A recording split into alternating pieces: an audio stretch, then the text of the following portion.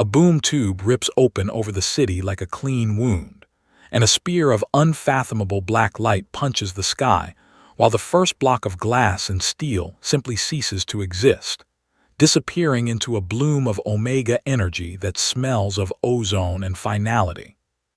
Parademons fall through the rent with the sound of paper tearing and engines screaming, their numbers folding into chaos as entire neighborhoods wink out. But in the center of that ruined view, a solitary presence sits as if waiting for evening tea, indifferent and precise. A god who watches the spectacle as one might watch candles gutter. Radios feed panicked orders that pile up like so much static. Diplomats beg for mercy that lands as noise, and the display meant to demand obedience. The bending, boiling beams, the public annihilation, is met not with terror but with a quiet, narrowing irritation. The aggressor across the beam takes note, curiosity sharpening, where the expectation had been instant submission, and the demonstrations meant to cow instead read like insults. There is no immediate erasure, only the slow tightening of attention, the feeling that a calculation has begun. Whatever follows will not be a correction but a proof, and this is only the opening act. Something far worse is moving toward the threshold. If you want to hear the rest, listen closely and subscribe. Consider this a warning more than a request. What follows will not be tidy, and your choices about staying informed will matter when consequences arrive. Subscribe now to witness the fallout. The first boom tube did not open in orbit, or at the edge of atmosphere where satellites might quietly fail and debris might drift into classified reports. It opened low enough that the sound of it reached human ears as a pressure in the sinuses before it became a scream across the skyline, and the sky above Metropolis folded inward like cloth being pinched by an invisible hand.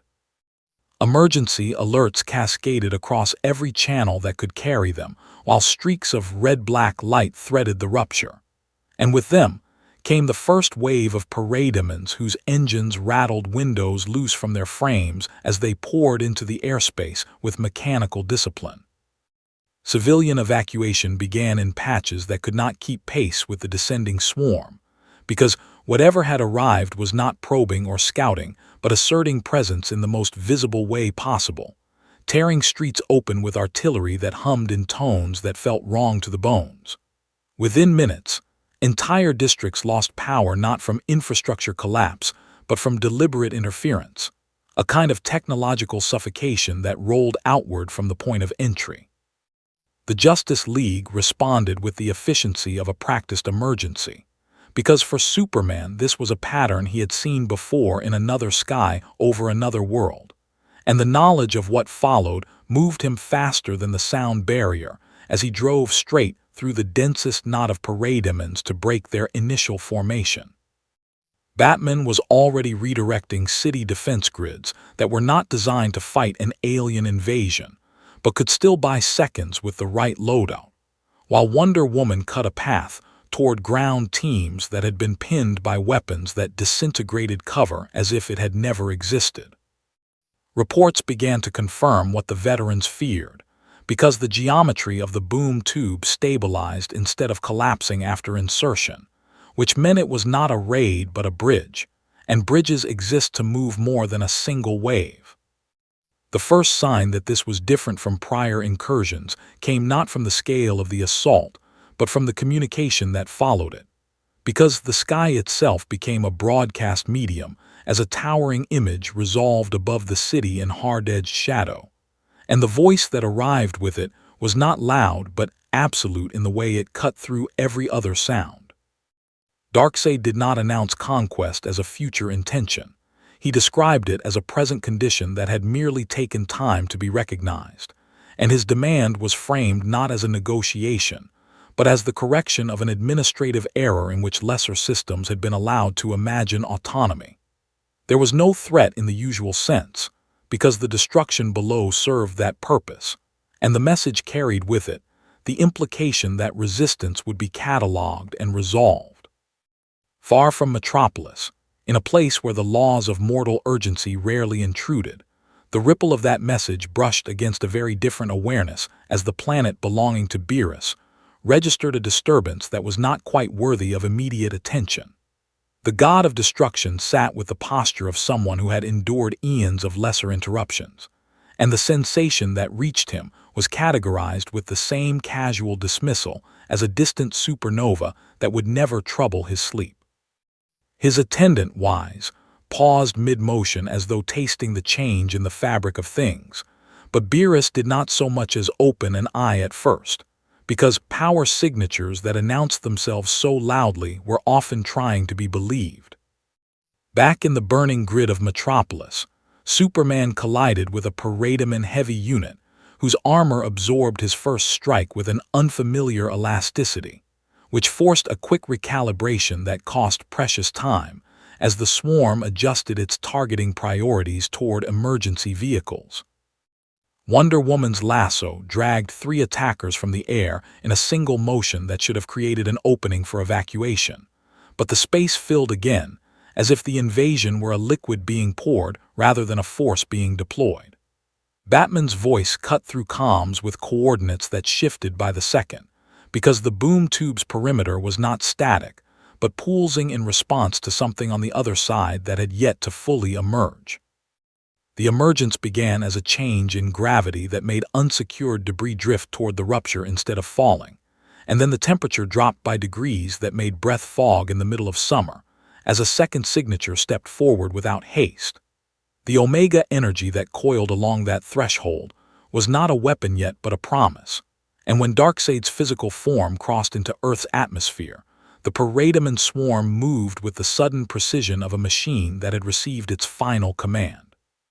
His gaze tracked the defenders with interest that suggested assessment rather than anger, because the outcome had already been decided in his mind, and the rest was implementation. On Beerus's world, the second ripple arrived with a texture that was harder to ignore, not because it threatened him, but because it carried an insistence that grated like a poorly tuned instrument in a quiet room. Wise finally spoke, his tone conversational as he mentioned that a tyrant from a neighboring cosmological structure appeared to be extending administrative control across systems with unusual confidence. Beerus opened one eye then, less in alarm than in annoyance at the phrasing, because anything that presumed to control by proclamation rather than by necessity was, to his mind, indulging in theatrics. In Metropolis, Darkseid's first step onto the pavement created a crater that did not throw debris but swallowed it, and his presence dampened the kinetic force of Superman's next charge in a way that felt like running into a verdict rather than a wall. Wonder Woman struck with the strength of a demigoddess, and for a moment the contact rang like a bell across the plaza, but the return force sent her sliding across stone that fractured under her heels. Batman ordered a tactical withdrawal that no one had time to execute, because the Omega beams lanced outward not to kill, but to herd, carving lines of incandescent absence that funneled the League into a narrowing corridor of engagement. Beerus yawned, the sound small in the vastness of his domain, and asked if the disturbance would interrupt his meal. The first Omega beam that Darkseid released into Earth's atmosphere was not aimed at the League, but at the city behind them, and the way it moved suggested not a line, but a thought correcting an error as it bent around buildings, and threaded through streets that had already been cleared for evacuation.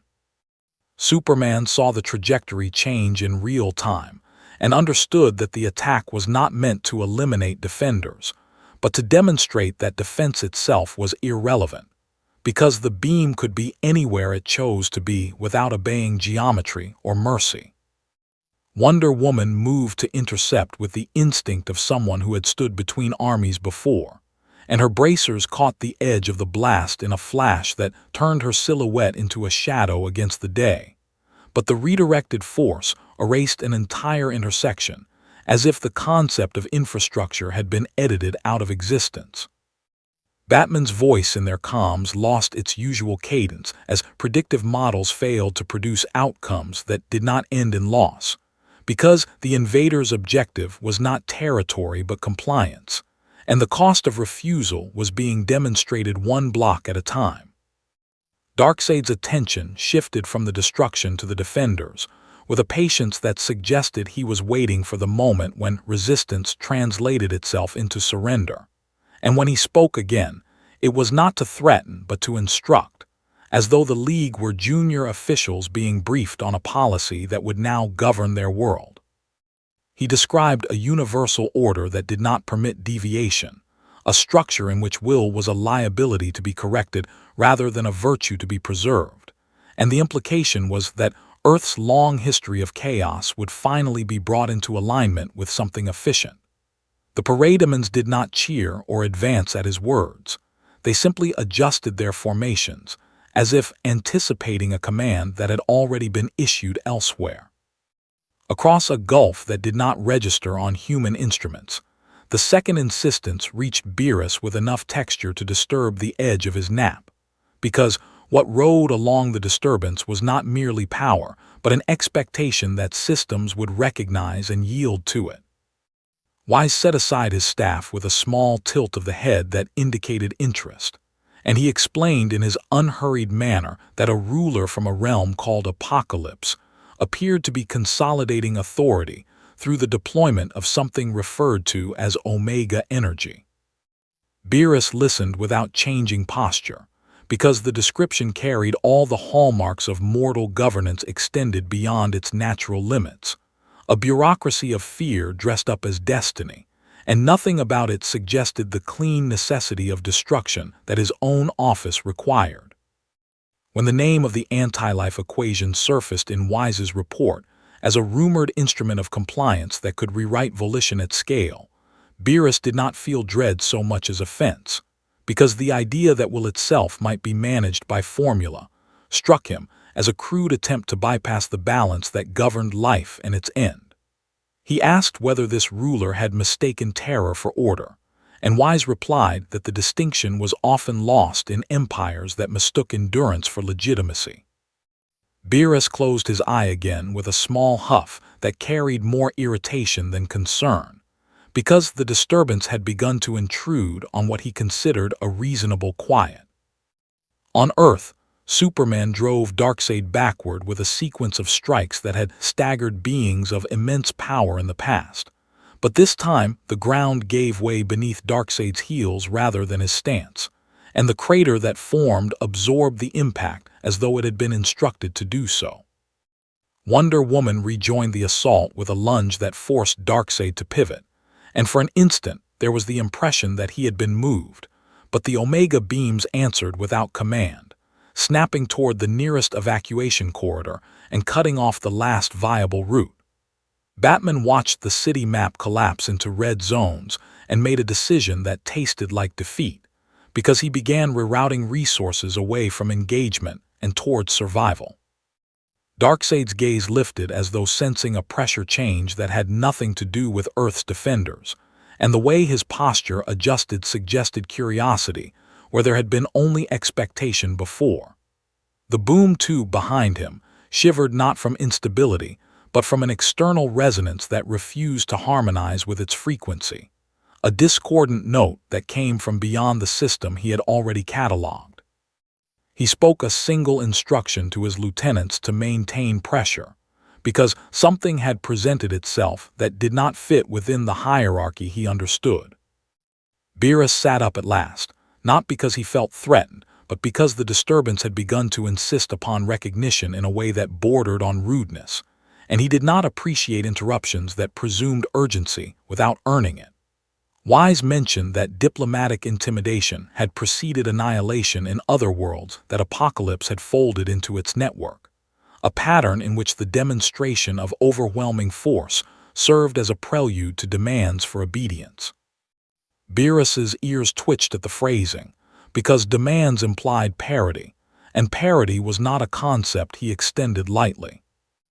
On Earth, the sky above Metropolis tore again as a secondary boom tube opened without warning, and the parademon swarm surged to accommodate whatever would emerge. But the space that formed did not carry the signature they expected. The air within the rupture calmed instead of screaming, the light around its edges settling into something almost bored, and the gravity that spilled from it did not pull debris inward so much as ignore it entirely. Darkseid turned fully toward the anomaly with an expression that registered, for the first time, the possibility that submission might not be immediate.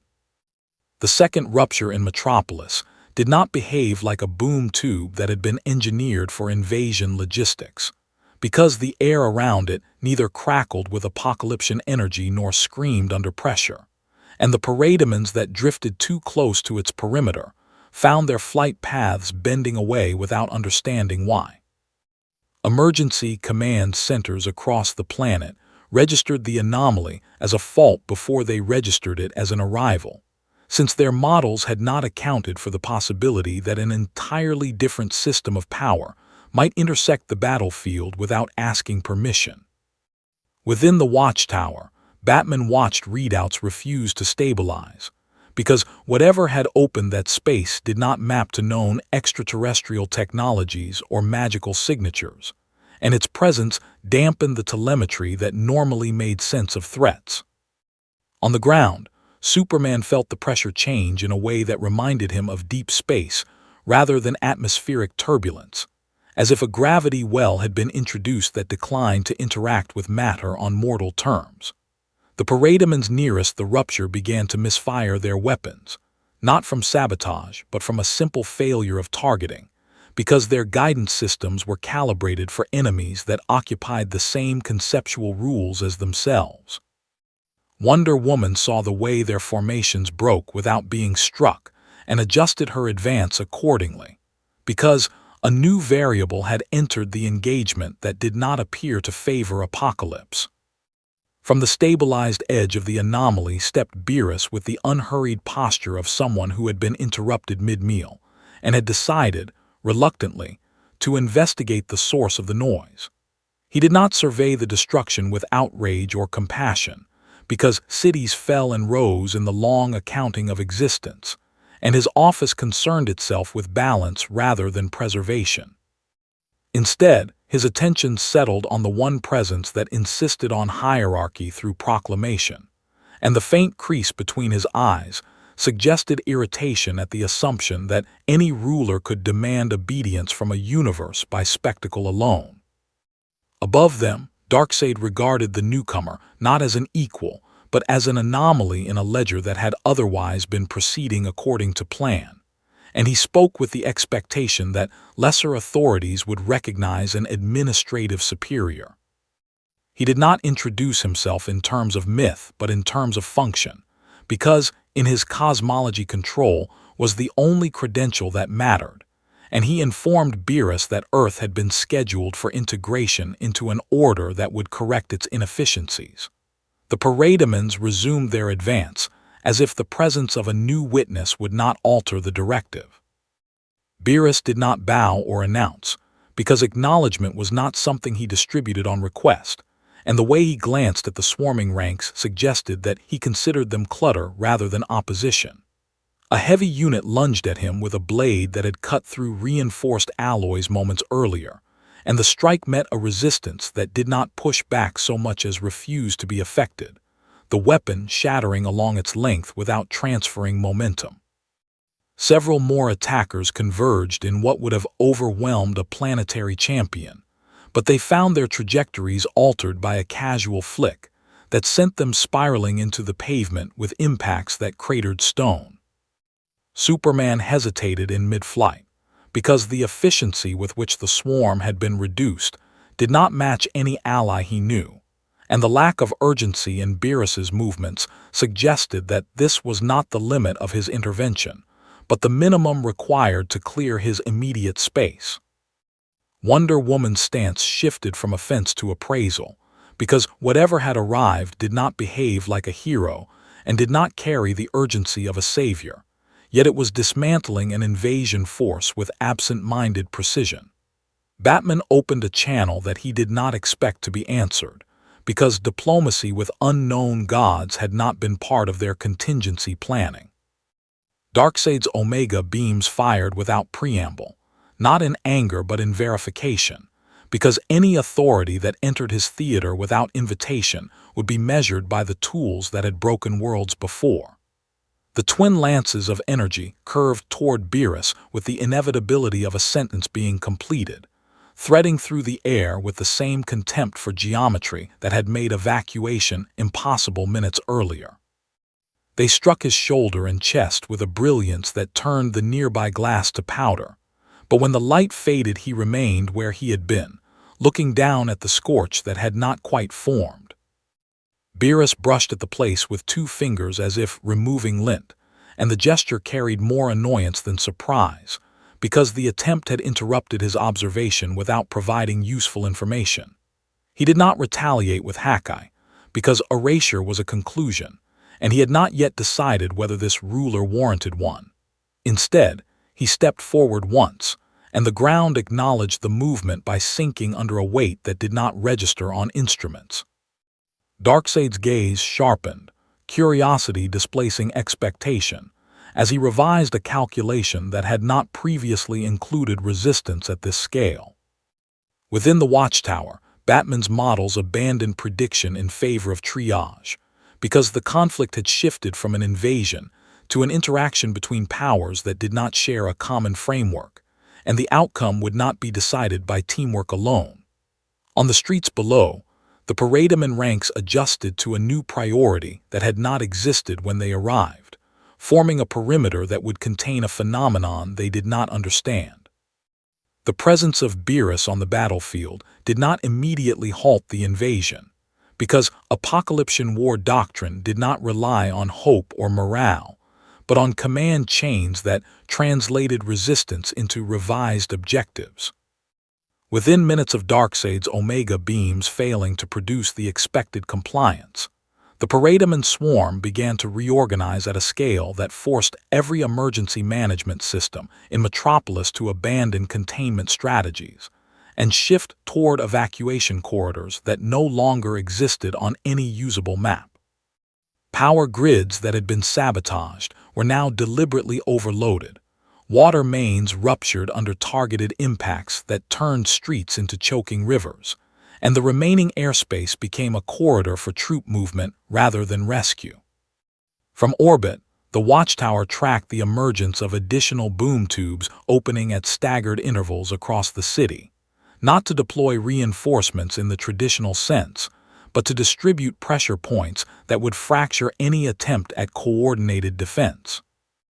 Batman recognized the pattern as one designed to overwhelm not strength but administration, because emergency services, military liaisons, and civil authorities were being forced into decisions that contradicted one another under time constraints they could not meet. He ordered the League to fall back toward sectors that could still sustain civilian movement, even as he understood that the instruction would place them further from the central engagement, where Darkseid now stood opposite a god who had not acknowledged his claim. Superman crossed the distance between collapsing towers in seconds to redirect a parademan phalanx that had begun corralling evacuees toward a newly opened tube, and for a moment, the intervention brought a pocket of safety that would not last beyond the next wave. Wonder Woman moved through debris that fell in sheets from structures whose foundations had been compromised by weapons that did not need to explode to be effective, her lasso dragging survivors into corridors that shifted underfoot as the city's geometry was rewritten by targeted erasure. The League's efforts created islands of resistance that were immediately targeted by Apokolipsian artillery, because the objective had become not conquest but demonstration. At the center of it, Darkseid advanced with the patience of an administrator reviewing an audit, his attention divided between the defenders who still insisted on autonomy and the anomaly that had entered his jurisdiction without filing.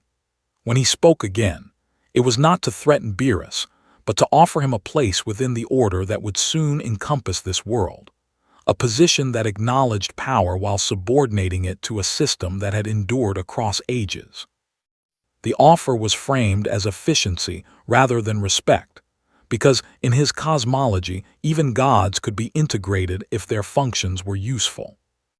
Beerus listened without visible reaction, because the language of inclusion did not apply to an office that existed to end cycles rather than manage them, and the assumption that his authority could be nested within another's struck him as a category error rather than an insult worth anger. A cluster of parademons that mistook his stillness for vulnerability descended in formation, their weapons cycling through frequencies that had breached Atlantean alloys hours earlier, and they were dismantled by a motion so slight it might have been mistaken for a stretch. Their bodies struck the pavement with impacts that cratered intersections, and the shockwaves knocked artillery from its moorings. Darkseid's Omega beams fired again, this time not as a test but as a correction, splitting into multiple trajectories that wove around Beerus in a lattice meant to confine rather than annihilate. The energy curved and returned in patterns that had hunted targets across dimensions, seeking purchase on a being that declined to be categorized, and when they struck, it was with the force that had once leveled continents. Beerus remained in place, his expression tightening only at the interruption, and the beams guttered against him like rain against a statue that had never been carved. Across the city, containment failed in cascading sequences as additional tubes opened over hospitals, transit hubs, and command posts, distributing parademon detachments with instructions that adapted to League movements in real time. The evacuation grid collapsed into isolated efforts led by first responders who no longer had oversight, and military assets scrambled to engage targets that did not remain where they were painted. Within the watchtower, Batman authorized protocols that ceded entire districts in exchange for minutes elsewhere, because the arithmetic of survival had become brutal. Beerus stepped forward again, not toward the League but toward Darkseid, and the pavement sank beneath the weight of a presence that did not announce itself with light or sound. The parademon perimeter tightened, as if anticipating an order that had not yet been spoken, and the boom tubes above the city pulsed in response to a resonance they could not harmonize with. The moment Beerus took a second step toward Darkseid, the response did not come from the parademons alone but from Apokolips itself, because the boom tubes above Metropolis began to synchronize in a way that shifted the invasion from a localized occupation into a distributed enforcement action. Military satellites that had been tracking troop movements now registered power fluctuations across multiple continents, as new tubes opened over strategic installations that had not yet been touched by the conflict, including early warning arrays and hardened command bunkers that existed precisely to prevent surprise. The invasion ceased to be about Metropolis in any meaningful sense, because the network that sustained global defense was being rewritten by incursions that arrived not as armies but as administrative updates. Within the Pentagon and its counterparts across allied nations, generals who had trained for nuclear exchange were now confronted with weapons that did not explode but edited, removing assets from operational reality without heat signatures or fallout to track. Naval fleets found their targeting systems cycling through coordinates that no longer corresponded to physical space, and air forces scrambled interceptors toward contacts that vanished as soon as they were painted. The mobilization that followed was global in scale but local in effect, because every attempt to concentrate force created a target that the Apokolipsian network could isolate and erase. The Justice League felt the shift immediately, as Superman received distress calls from cities that had not yet seen a parademon hours earlier, their skis now split by the same wounds that bled machines into their airspace. Wonder Woman broke from the central engagement to intercept a column moving toward a hospital district, while Batman rerouted what remained of Metropolis's evacuation into subterranean corridors that might evade aerial detection for minutes at a time. Their coordination held long enough to save pockets of civilians, but every success was met with a new incursion elsewhere, as if the invasion had become aware of triage itself and adapted to it. Darkseid's attention did not follow the spread of his forces, because his interest had narrowed to the anomaly that had refused both fear and integration, and the curiosity that replaced expectation began to harden into strategy. He advanced through the rubble without haste, his presence dampening Superman's next charge in a way that forced the Kryptonian to adjust mid-strike. And when the Omega beams fired again, they did so not at Beerus, but at the space around him, carving absence into the ground that would have trapped a lesser being in a cage of annihilation. The lattice closed with the precision of a verdict, and the air within it shimmered with the promise of correction. Beerus looked at the construct with the mild distaste of someone presented with a complicated utensil for a simple meal, because confinement implied that the rules of engagement were shared, and he had not agreed to any. The energy pressed inward, bending light and scattering debris that drifted too close, but it did not find purchase on a form that declined to register as a target within that system. He stepped out of the lattice without breaking it, the way one might leave a room by a door that had never been locked, and the motion sent a pressure wave through the nearest parademon ranks that toppled them in concentric arcs. Across the Atlantic, a boom tube opened over a carrier group whose defensive screens had never failed a test, and the parademons that emerged did not attack the vessels, but their communications arrays, severing the coordination that made them a fleet. In Asia, armored divisions reported that their munitions passed through Apokolipsian units as if they were projections, only to discover that the return fire did not respect the same intangibility. Governments that had once debated jurisdiction now issued joint commands that amounted to survival, because sovereignty meant little against an enemy that treated borders as clerical oversights. Within the Watchtower, Batman authorized the deployment of experimental countermeasures that had been shelved for lack of ethical clearance, because the arithmetic of loss had become intolerable, and the presence of a god who did not behave like an ally introduced a variable that could not be planned around. Superman returned to the central plaza in time to see Beerus brush aside another Omega beam that had curved toward him with renewed insistence, the gesture carrying an irritation that suggested the attack had interrupted a thought. Darkseid stopped advancing, not from hesitation but from recalculation, and the boom tubes above Metropolis pulsed in a rhythm that synchronized with something deeper than logistics. The anti-life equation had not yet been deployed, but the infrastructure that would carry it into willing minds began to assemble across the globe.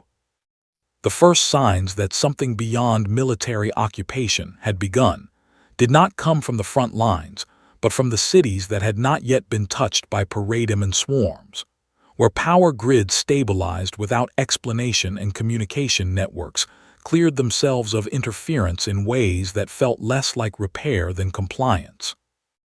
Emergency broadcasts that had been reduced to static now returned with perfect clarity, their messages stripped of panic and restructured into calm instructions that advised citizens to remain where they were and await further guidance. Governments that had been scrambling to coordinate defense found their public response channels overridden by statements that carried no visible source, and yet were accepted by millions as legitimate.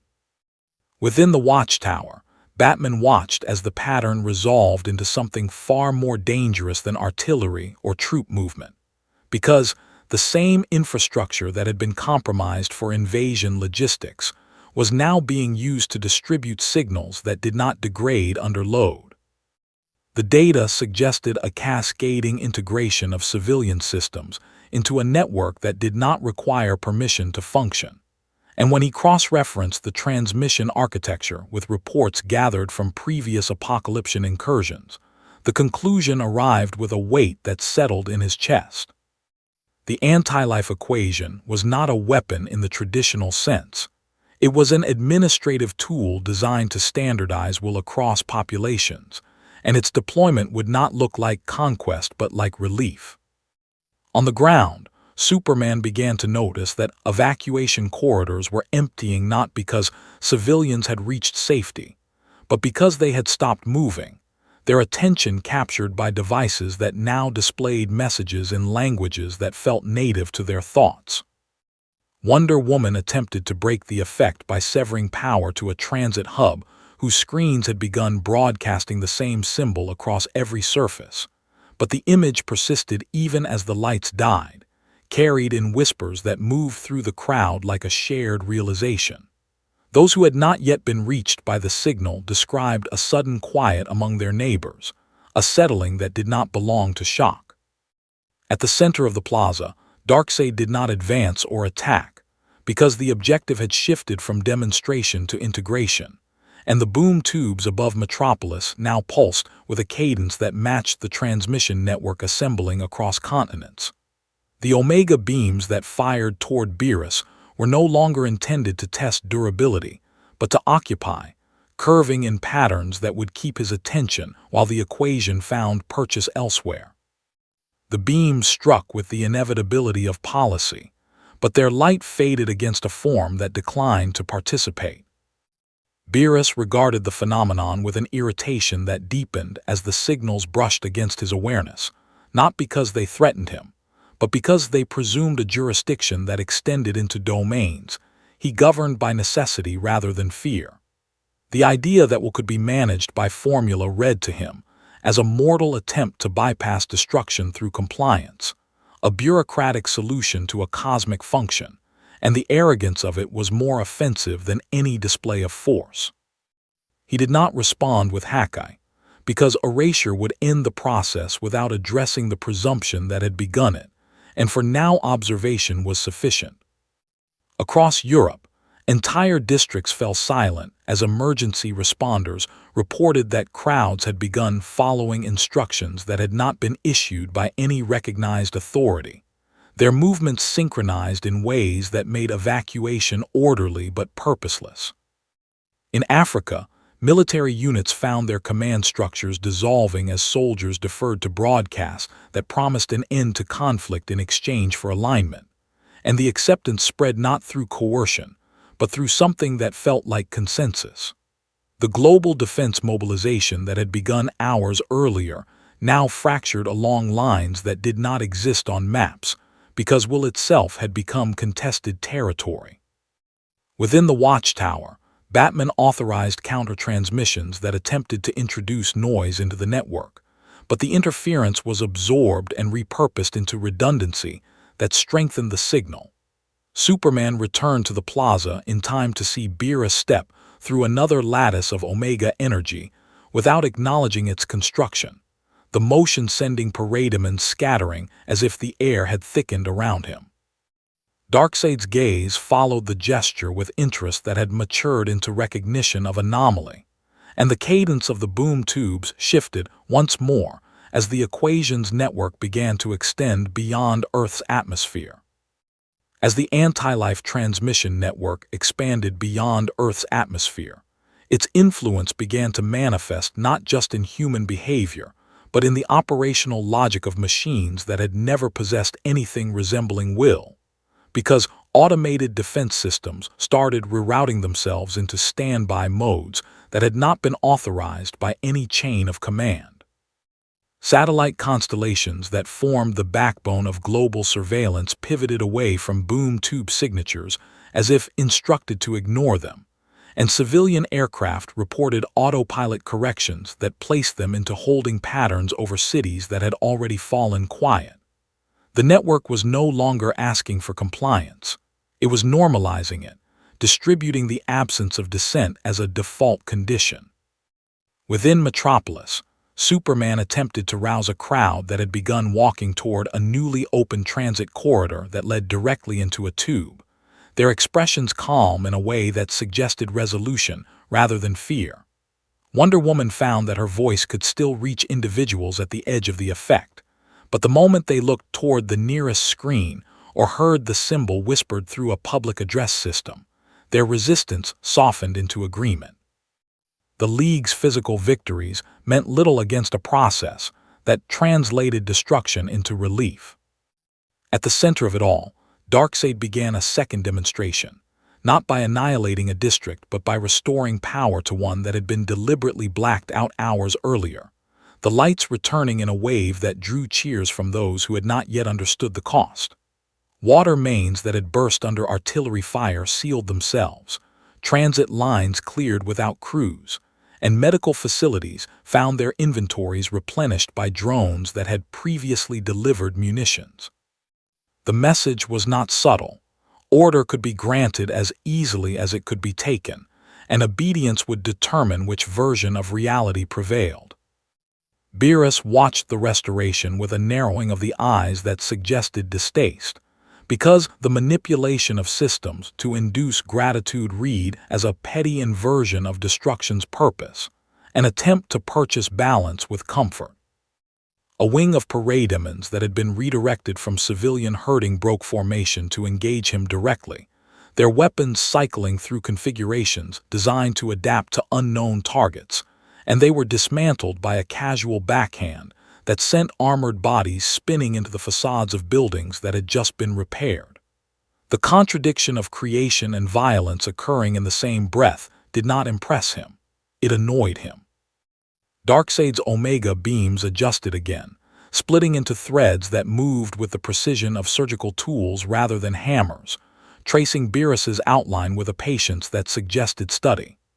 They struck and curved, returned and struck again, each impact meant to define a boundary that the equation could later enforce, but the energy slid off a presence that did not acknowledge its jurisdiction. Beerus did not counterattack with erasure. Instead, he swatted a beam aside as one might dismiss an insect, the deflection carving a clean absence through a parademon carrier that had drifted too close. Across the globe, the restoration spread in tandem with the silence, as cities that had not yet been invaded found their infrastructure optimized overnight by systems that had been compromised days earlier.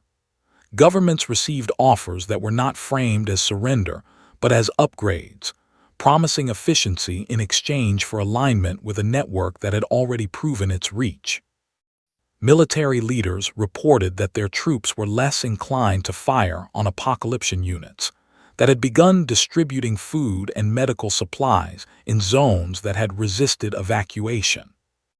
Within the watchtower, Batman realized that the conflict had shifted from resistance to preference, because populations were beginning to choose the order being offered over the chaos they had known, and no amount of teamwork could reverse a decision that felt like relief. Superman returned to the plaza as Beerus flicked another Omega beam into the sky, the motion effortless and bored. Darkseid's curiosity hardened into intent, and the boom tubes above Metropolis synchronized into a lattice that would carry the equation's next phase directly into orbit. The moment the boom tube lattice synchronized above Metropolis, the anti-life network shifted from passive distribution into active calibration, because the signals that had been encouraging alignment began to assign it, translating preference into obligation with a subtlety that felt like relief until it did not. Entire neighborhoods that had welcomed the restoration of power now found their movement patterns gently corrected by transit systems that no longer accepted manual input, guiding them toward zones where Apokolipsian infrastructure had replaced civic authority overnight. Medical facilities that had been replenished hours earlier began prioritizing patients based on criteria that did not appear in any human triage manual, and those deemed inefficient were redirected toward holding areas that were presented as temporary. Within those holding zones, the first irreversible losses occurred not as deaths, but as absences of dissent, because individuals who had resisted the broadcasts found themselves unable to articulate why, their objections dissolving into agreement that felt self-generated. Wonder Woman attempted to extract a family from one such corridor, only to find the parents calmly explaining that compliance would ensure their children's safety, even as the path ahead led toward a tube that did not return travelers. Superman arrived in time to hear the same assurances from first responders who had hours earlier begged for assistance, their relief at the restored order now outweighing their memory of how it had been achieved. At the center of the plaza, Darkseid did not need to speak, because the network now carried his intent as policy, and the omega energy that coiled around his form pulsed in rhythm with a planet learning to agree. The demonstration of dominion had moved beyond destruction into administration, and the price of alignment was being collected in choices that no longer felt like choices at all. The paradigm ranks shifted from enforcement to facilitation, guiding civilians with a gentleness that would have been impossible hours earlier. Beerus regarded the change with a deepening irritation that bordered on offense, because the equation's reach brushed against domains that were not meant to be optimized, and the presumption that what could be standardized interfered with the clean necessity of endings he governed. A cluster of parademons approached not with weapons, but with devices that projected the symbol into the air before him, their posture suggesting invitation rather than threat, and the implication that he might be integrated into the system was enough to make his ears twitch. He swatted the projection aside with a flick that shattered the devices and sent their operators tumbling into a restored fountain that had no place in a battlefield. Darkseid's Omega beams fired again, this time threading through the crowd that had gathered under restored lights, their paths bending to avoid those who had aligned while seeking the one presence that had not. The energy struck Beerus with a force calibrated to define rather than destroy, attempting to assign him a place within the network's hierarchy, but it found nothing to anchor to, sliding off a form that did not recognize its authority. Beerus stepped forward once more, the motion sinking the pavement beneath him as if the ground had been persuaded to acknowledge weight. Across the globe, alignment came with efficiencies that masked their cost, as supply chains stabilized and conflicts ceased in regions that had known war for decades, the sudden peace attributed to a system that promised permanence. Military units reported fewer engagements, not because the enemy had withdrawn, but because their own inclination to resist had softened into acceptance that felt pragmatic. Governments began issuing statements that framed integration as modernization, the language of sovereignty replaced by that of upgrade. Within the Watchtower, Batman authorized a final suite of countermeasures that targeted the network's orbital nodes, even as he understood that destroying infrastructure would not restore a will that had been reassigned. Superman returned to the plaza to see Beerus flick an Omega beam into the sky once more, the deflection carving a clean absence through a paradigm carrier that had been distributing supplies minutes earlier. Darkseid's intent crystallized into a new directive, and the lattice above the city began to extend toward the Watchtower itself. The boom tube lattice did not so much expand toward the Watchtower as it acknowledged it, because the network that had already rewritten Earth's infrastructure now began mapping orbital assets into its schema with the same calm efficiency it had applied to transit lines and hospital inventories. Defense satellites that had once served as the planet's eyes found their targeting protocols updated to exclude Apokolipsian signatures, while docking ports cycled open in preparation for arrivals that had not requested clearance. Within minutes, the Watchtower's automated maintenance drones began receiving instructions that did not originate from any League terminal, their routines altered to facilitate integration rather than repair. Inside the station, Batman watched as firewalls that had held against alien viruses for decades reclassified the intrusion as authorized, and the realization that the anti-life equation could standardize machine logic as easily as human preference arrived with a clarity that left no room for optimism. He ordered manual overrides that forced systems into analog modes that had not been used since the station's commissioning, even as he understood that the reprieve would be temporary. The League's greatest advantage had been coordination, and coordination was now a liability in a network that punished dissent.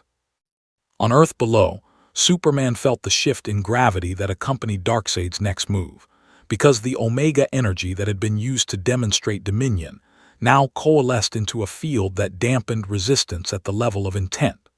Wonder Woman found her strikes landing with the same force but achieving less effect, as if the very idea of opposition had been deprioritized by the environment.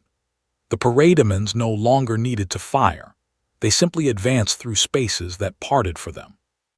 At the center of the plaza, Darkseid raised a hand not to attack but to initiate, and the equation's network pulsed in response as the next phase began to carry alignment into minds that had not yet been reached. The lights of restored districts brightened in unison, transit systems synchronized across continents, and emergency broadcasts shifted from instruction to affirmation, thanking populations for their cooperation in securing a stable future. The planet began to hum with a quiet that was not peace but compliance. Beerus regarded the hum with a visible crease between his eyes, because the interference had moved beyond annoyance into intrusion, brushing against the balance he maintained by ending cycles rather than optimizing them. A fresh arc of omega beams lanced toward him, not to confine but to assign, the energy attempting to define his function within a hierarchy that presumed universality. They struck with the inevitability of policy, and once again slid off a form that did not recognize the jurisdiction being asserted. Beerus exhaled in a sound that carried impatience, and with a casual motion of his hand, he swatted the beams aside, the deflection carving a corridor through the paradigm ranks that sent armored bodies tumbling into structures that had been restored minutes earlier. He did not retaliate with Hackai, because erasure would resolve the symptom without addressing the presumption, and the presumption had begun to offend. Across the globe, alignment deepened into obligation as supply routes rerouted themselves toward apocalyptic hubs, and military units reported that their command structures had adopted new priorities that emphasized stability over autonomy. Governments that had resisted hours earlier now issued statements welcoming integration, the language of survival replaced by that of progress. Within the watchtower, Batman's manual overrides began to fail one by one as the lattice reached into orbit, and docking ports cycled open without command. When the watchtower's primary docking ring cycled open without authorization, the breach did not announce itself with explosions or decompression, because the boom tube that formed within the bay arrived as a quiet correction to space that had previously been reserved for allies. Apocalyptic constructs drifted through with the steady confidence of infrastructure being installed rather than an army being deployed, their surfaces emitting the same low-frequency hum that now permeated aligned districts on Earth. Within seconds, maintenance corridors that had been secured by manual override found their locks disengaging as the anti-life network extended its administrative reach into orbit. Batman ordered compartmentalization that would have saved the station from sabotage in any previous conflict, but the equation did not sabotage. It standardized, translating dissent into inefficiency that systems quietly corrected. Automated defenses that had once tracked hostile signatures now ignored apocalyptic units moving through the ring, and the analog modes that had bought minutes earlier began to desynchronize from one another as if embarrassed by their own resistance. Coordination collapsed into isolated efforts that could not scale. On Earth, Superman felt the watchtower's distress through channels that had not yet been reassigned, and the knowledge that their orbital command was being integrated forced a decision that tasted like surrender, because splitting their attention between planet and station would guarantee the loss of both. Wonder Woman's attempts to disrupt ground-level transmitters slowed alignment in pockets that would not last beyond the next broadcast cycle, and civilians who had followed her minutes earlier now paused to listen to affirmations that promised safety through cooperation. At the center of the plaza, Darkseid observed the orbital breach with the same patience he had shown the restoration of power, because the cost of defiance was now being collected in coordination rather than casualties. The omega energy that coiled around his form pulsed in rhythm with the lattice above, and when the beams fired again, they did so not at Beerus, but at the sky, carving a corridor that linked Earth's atmosphere to the watchtower's docking ring. The message was administrative. Resistance would be isolated until it could no longer function. Beerus watched the corridor form with a narrowing of the eyes that suggested his irritation had matured into offense, because the interference had begun to trespass on balances that were not meant to be negotiated by signal. A detachment of parademons approached him with devices that projected the equation's symbol into the air once more, their posture still suggesting invitation, and the implication that his authority could be cataloged within another's system was enough to draw a small, dismissive flick of his wrist. The projection shattered, and the operators were driven into the ground with a pressure wave that cracked newly repaired stone. Darkseid's gaze sharpened, curiosity giving way to strategic pressure as he revised a calculus that had not accounted for a god who declined both fear and integration.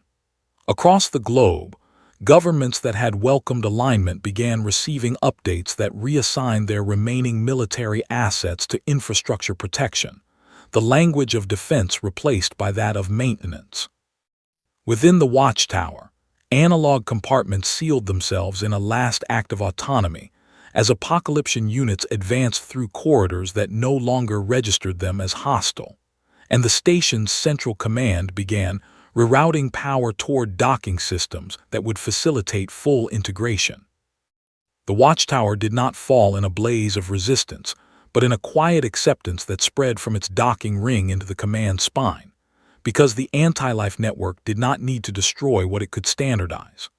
Compartments that had sealed under analog override began reopening one by one as their systems reclassified Apokolipsian presence as maintenance personnel, and the station's defensive grid powered down with the calm efficiency of a scheduled update.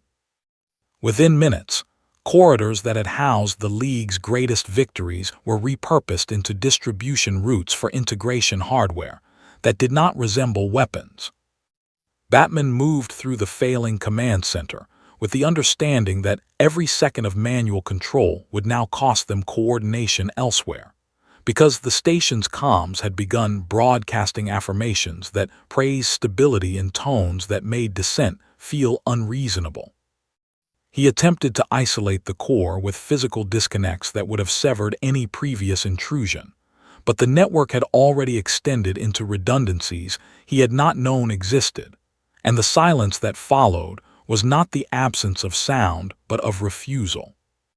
On Earth, Superman felt the station's compliance as a pressure that settled into the air, because the hum that had accompanied aligned districts now deepened into something that dampened intent itself. Wonder Woman's voice carried less weight among civilians who had once rallied at her call, their attention drawn instead to broadcasts that thanked them for their contribution to a future without conflict. Military units that had held the line hours earlier now stood down under orders that had not been issued by any human authority.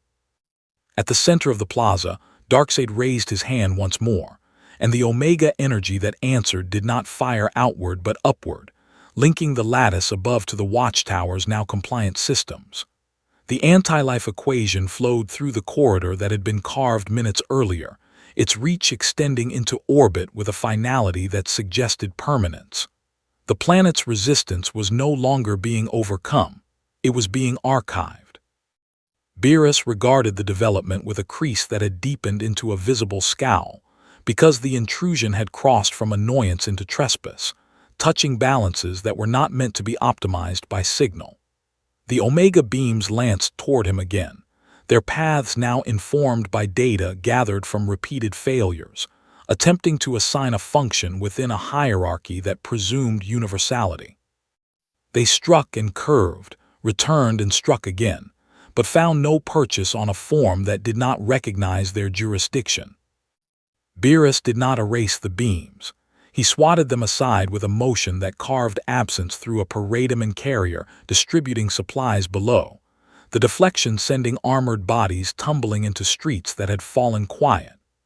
Across the globe, alignment completed its next phase as supply chains rerouted themselves toward Apokolipsian hubs and governments issued statements welcoming integration as modernization. Within the watchtower, the central command finalized its transition into a node of the equation's network, and docking ports cycled open to receive additional hardware that would ensure compliance remained efficient. By the time the Watchtower completed its transition into a functional node of the anti-life network, Earth no longer resembled a battlefield so much as a system that had finally been debugged, its inefficiencies removed through a process that had presented itself as restoration before revealing its permanence. Transit lines ran on schedules that never slipped. Hospitals admitted only those whose recovery would contribute to long-term stability, and emergency services reported no incidents because dissent had been standardized into agreement before it could escalate into crisis. Governments continued to exist in name, issuing statements that praised modernization while their directives aligned seamlessly with updates received from orbital infrastructure that now answered to Apokolips. On the ground in Metropolis, Superman moved through crowds that parted for him with polite recognition, but no urgency, their attention drawn to broadcasts that affirmed the safety of compliance in tones that made resistance feel like nostalgia. Wonder Woman found that her appeals landed as historical curiosities among citizens who could not articulate why autonomy had once mattered, their memories of conflict reframed as inefficiencies that had been mercifully corrected. Military units patrolled streets that no longer required them, their presence ceremonial within a peace that had been installed. At the center of the plaza, Darkseid regarded the planet with the calm of an administrator whose audit had concluded successfully, the omega energy that coiled around him now pulsing in time with a world that had learned to agree. The boom tube lattice above no longer screamed.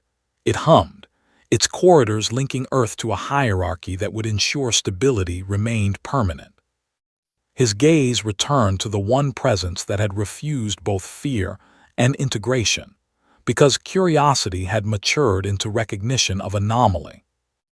Beerus stood amid the restored stone with an expression that had settled into open offense, because the intrusion had not only interrupted his observation, but trespassed on balances that were not meant to be negotiated by signal or policy.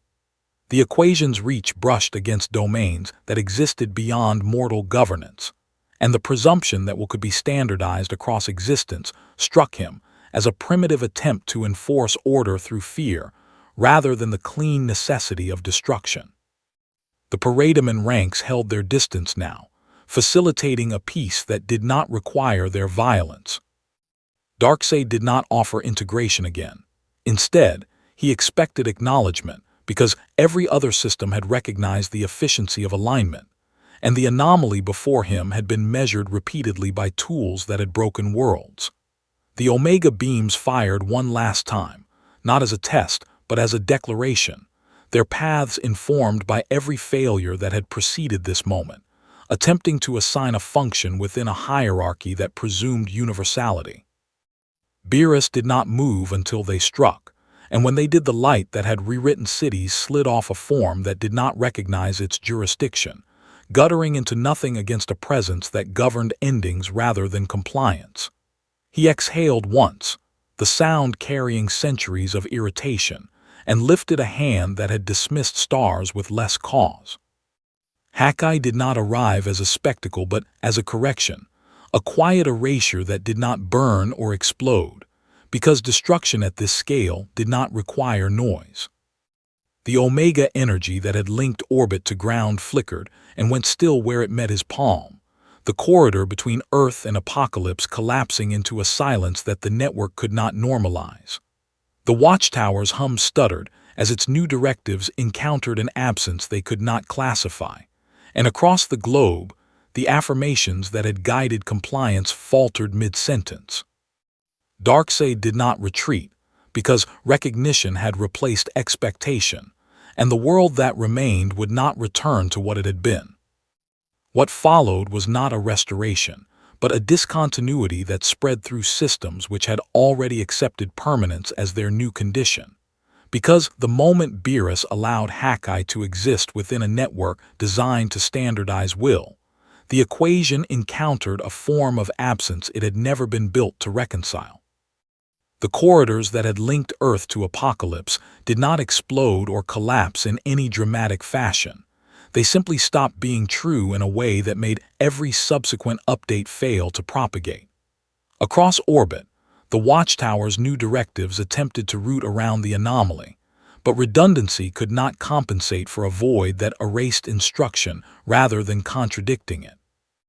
On the ground, Superman felt the hum that had pressed against intent begin to stutter, not disappearing all at once, but losing cohesion in pockets that expanded without pattern, because compliance required continuity and continuity had been interrupted.